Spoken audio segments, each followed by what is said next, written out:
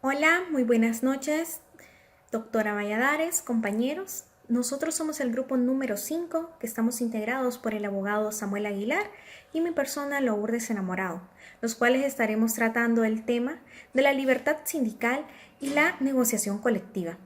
Los dejo ahora con mi compañero Samuel, quien les va a explicar un poco más sobre la libertad sindical. Buenas noches, mi nombre es Samuel Aguilar. En esta ocasión les voy a hablar sobre lo referente a la libertad sindical. Sin embargo, para poder hablar de este tema tenemos que remontarnos al año de 1954, año que dio lugar a un acontecimiento que marcó un hito en la historia de la República de Honduras. Y esto no es más que la huelga de 1954, conocida como la huelga bananera. ¿A raíz de qué nace la huelga bananera? Nace a raíz de las múltiples violaciones de las cuales eran víctimas los trabajadores de ese entonces. Las empresas multinacionales, las bananeras, habían monopolizado la cosecha de este producto en la zona norte del país. Los trabajadores, cansados de tanta violación de sus derechos laborales, decidieron tomarse las instalaciones de estas empresas. ¿Para qué? Para exigirle a sus patronos el cumplimiento de sus derechos laborales y para exigirle mejores condiciones de vida y mejores condiciones laborales para estos. ¿Cuáles eran las principales exigencias que tenían los trabajadores en su momento? Número 1, mejora de su salario. Número 2, mejores condiciones de trabajo. Número 3, mejores condiciones en sus horarios laborables, en virtud de que no tenían un horario establecido, trabajaban de sol a sol.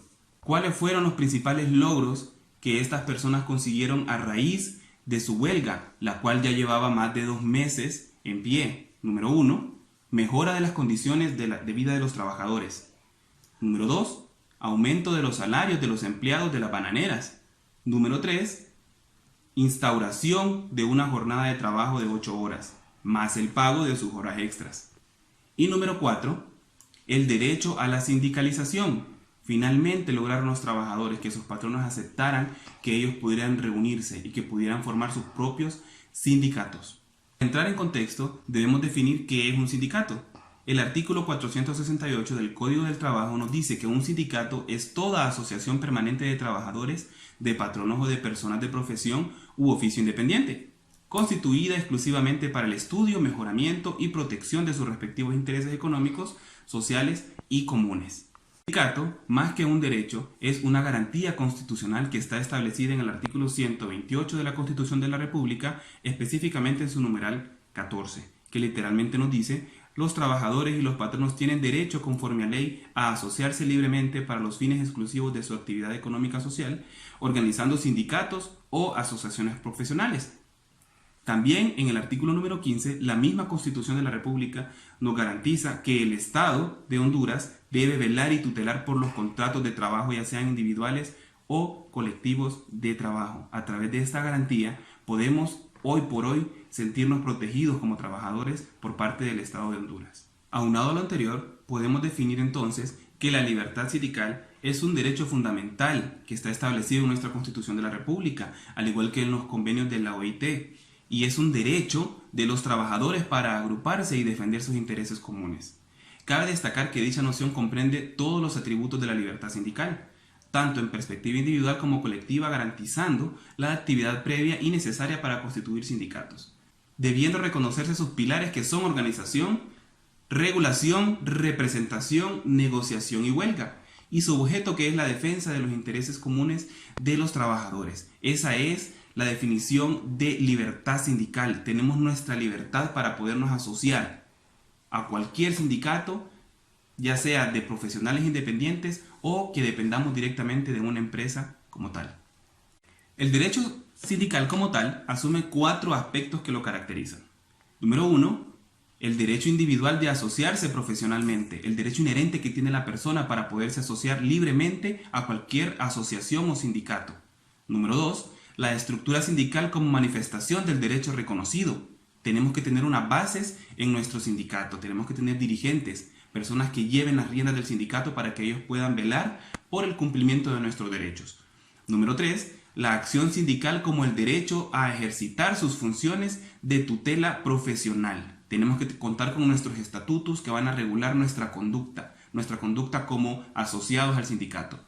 Y número 4, el ordenamiento jurídico que permite el libre ejercicio. Como mencionaba anteriormente, tenemos que contar con nuestros propios estatutos y también respetando la legislación laboral vigente. La libertad sindical puede ejercerse positiva o negativamente.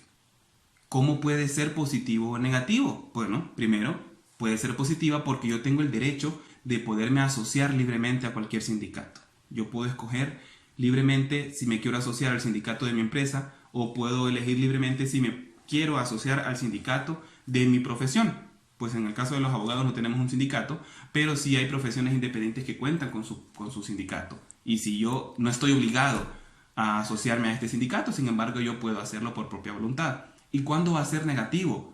Pues se considera negativo cuando yo decido el no hacerlo, ¿verdad? La misma libertad que yo tengo de asociarme, también la tengo de no asociarme, porque no es una obligación que me imponen las leyes ni la Constitución de la República, ya que es una garantía que nosotros podemos ejercitar. Y recordemos que derecho que no se exige, pues es un derecho que se pierde. Hablando de las características sindicales de las organizaciones sindicales, tenemos una figura jurídica que se llama el fuero sindical. ¿Y qué es el fuero sindical? Pues es una figura que protege a los directivos sindicales, valga la repetición de palabras, para que estas personas no vayan a ser despedidas injustamente. ¿Y en qué consiste? En que si yo como patrono quiero despedir a un funcionario que sea miembro de la dirigencia sindical, previo a despedirlo y a acreditar una causal de despido, tengo que presentar una demanda formal ante el juzgado del trabajo. Y esta demanda se va a ventilar a través del procedimiento sumario, donde el juez de letras del trabajo va a decidir si se cometió realmente la falta que se le está imputando al trabajador o no se le logró comprobar la falta. De no comprobársele, el juez va a desestimar la demanda, va a emitir su sentencia desestimando la demanda de despido del dirigente sindical. Caso contrario, si se comprueba en el juicio sumario, que esta persona cometió la falta que se le está imputando y es causal de despido, entonces el mismo juez va a autorizar al patrono para que el patrono pueda dar por rescindido el contrato de trabajo. Hola, ¿qué tal? Vamos a empezar hablando sobre qué es la negociación colectiva y sus reformas laborales. Vamos a empezar diciendo que ese es un derecho fundamental, firmemente sustentado en la Constitución de la Organización Internacional del Trabajo y es reafirmado en la Declaración de la OIT, que es relativa a los principios y derechos fundamentales en el trabajo, de la organización que esa organización adoptó en 1998. La negociación colectiva es un mecanismo fundamental de diálogo social, a través del cual los empleadores y sus organizaciones y los sindicatos pueden convenir salarios justos y condiciones de trabajo adecuadas. Además, constituye la base del mantenimiento y las buenas relaciones laborales. Existen, no obstante, ciertas limitaciones a este derecho. Los empleados públicos, aunque tienen el derecho a sindicalizarse, lo tienen prohibido y celebrar contratos colectivos de trabajo también. Asimismo, el Código de Trabajo restringe los temas que pueden incluirse en una negociación y faculta a la Secretaría de Estado en el Despacho de Trabajo y Seguridad Social para homologar los contenidos de un contrato colectivo.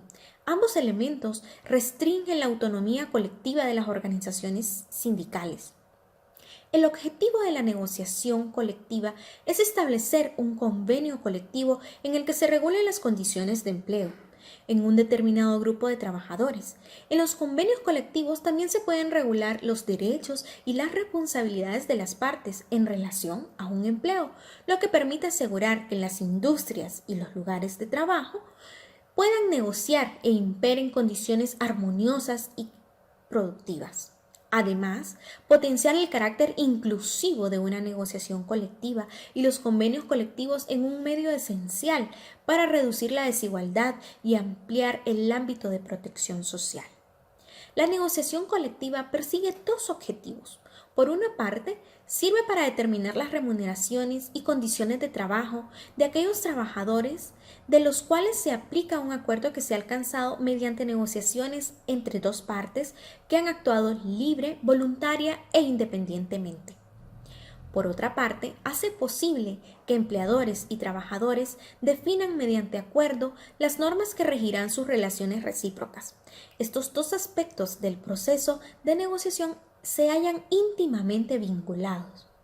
La negociación colectiva presenta ventajas tanto para los trabajadores como para los empleadores. En el caso de los trabajadores, la negociación colectiva asegura salarios y condiciones de trabajo adecuadas, pues otorga al conjunto de los trabajadores una sola voz, lo que es beneficioso más que cuando la relación de trabajo se refiere a un solo individuo. También permite incluir decisiones de carácter personal y conseguir la distribución equitativa de los beneficios que conlleva un proceso o un progreso tecnológico y el incremento de la productividad. Según un estudio realizado en el marco de la OIT, en muchos países la negociación colectiva ha sido una de las principales vías que ha permitido alcanzar el consenso en torno a la flexibilidad en los mercados de trabajo.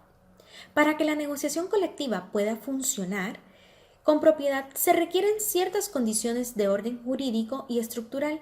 En primer lugar, es fundamental la existencia de los sólidos cimientos democráticos y un marco jurídico que aseguren la independencia de estos y la participación efectiva de los interlocutores sociales, pues la ratificación del Convenio sobre la libertad sindical y la protección del derecho de sindicalización debe de ser efectiva.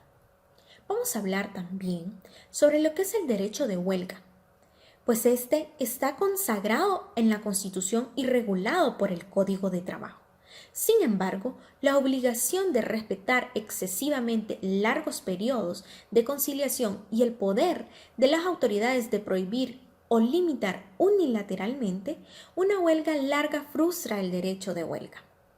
Podemos decir entonces o conceptualizar que una huelga es la suspensión colectiva temporal y pacífica del trabajo, realizada por empleados de un establecimiento con propósitos de negocio, económicos y profesionales, propuestos por sus empleadores y sujetos también a procedimientos dispuestos en la presente legislación.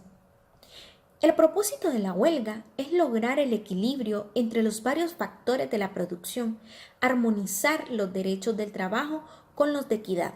La huelga es legal, pero solo cuando después de que todos los métodos de resolución de disputa, sean estos de negociación, conciliación o mediación, fallen.